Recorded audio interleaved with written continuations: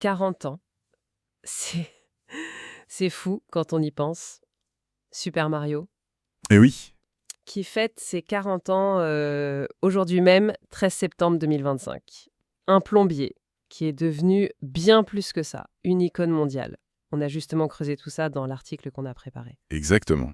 Et l'idée, là, c'est de décortiquer un peu ce qu'on a analysé, comprendre comment Mario a fait ce double coup de maître, hein, sauver une industrie qui était vraiment au plus mal en 85. Oui, le fameux crash de 83. Voilà. Et puis, devenir ce phénomène culturel planétaire. On va revenir sur les points forts de notre papier, ce sauvetage, sa capacité à se réinventer sans cesse et son statut unique. Il faut vraiment se remettre dans le contexte de l'époque. C'est crucial. Le jeu vidéo sortait d'une crise terrible. Hmm. L'arrivée de la NES et de Super Mario Bros. En 85, c'était pas juste un lancement de plus. Notre article le montre bien, c'était une vraie résurrection. Une bouffée d'air. Ok, alors allons-y. Ce Big Bang de 1985, comme on l'appelle dans notre papier, c'est c'est passionnant à analyser. Le génie du Miyamoto, bon, ça on le sait, Bien sûr. mais aussi des trucs qui nous paraissent évidents maintenant. Le scrolling horizontal, fluide, les couleurs vives. Et la musique. Ah, la musique du Koji Kondo, Hmm. inoubliable. Mais ce que notre article essaye vraiment de mettre en avant, c'est cette notion de kinesthésie. Hmm. Oui, Ce plaisir presque physique du contrôle, du saut parfaitement calibré. On pense vraiment que ce ressenti immédiat, ça a été décisif. tout à fait. C'est le feeling. Et les 40 millions d'exemplaires du premier jeu, bah, ça vient pas de nulle part. Non, c'est clair. Et ce qui est fascinant ici, et on l'analyse en détail, c'est que ça va bien au-delà du jeu lui-même. C'est-à-dire. Ben, Mario n'a pas juste lancé une franchise à succès, il a redonné confiance à toute une industrie. Il a prouvé que le jeu vidéo, ce n'était pas une mode passagère, qu'il y avait un avenir. L'impact structurel est immense.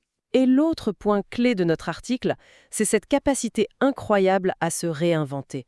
Mario, il est jamais resté figé. Jamais. On a eu la perfection de la 2D, bon, Super Mario Bros 3, Super Mario World, les chefs-d'œuvre, Absolument. et puis la bascule vers la 3D. Et là, notre papier insiste vraiment là-dessus, hein.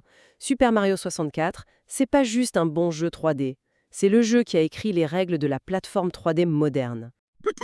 L'arrivée du stick analogique, la gestion de la caméra dans un monde ouvert. Nintendo, avec Mario 64, a posé les bases. C'est ça. Tellement de jeux se sont construits là-dessus après. Ils n'ont pas copié, ils ont défini le genre. C'est là que ça devient vraiment intéressant, comme on le suit dans l'analyse. Après ça, il y a eu toutes ces explorations. Oui, jouer avec la gravité dans Galaxy. Génial, ça. La liberté et la capture dans Odyssey. Et même ce retour aux sources super créatif avec Wonder et ses fleurs prodiges qui mettent tous en dessous. C'est vrai, mais l'article pose aussi une question, une nuance peut-être. Cette innovation constante, est-ce qu'elle n'a pas aussi parfois rendu la série un peu moins accessible pour certains, ceux qui préféraient une formule plus stable peut-être? C'est une réflexion intéressante. Mais si on prend un peu de recul, ce que notre texte souligne surtout, c'est une leçon de créativité maîtrisée en fait. Mhm. Innover, oui, mais sur une base solide, familière. Prendre des risques, mais sans jamais perdre l'âme du personnage. C'est cet équilibre. Surprendre tout en restant familier. C'est sans doute ça le secret. Et tout ça nous amène au phénomène culturel. On en parle longuement dans le papier. Les chiffres sont vertigineux. Bientôt 1 milliard de jeux vendus, toutes séries Mario confondues. C'est colossal. Colossal. Et ça dépasse le jeu vidéo, hein. Le succès du film d'animation, Carton plein. la suite qui arrive en 2026, les parcs d'attractions.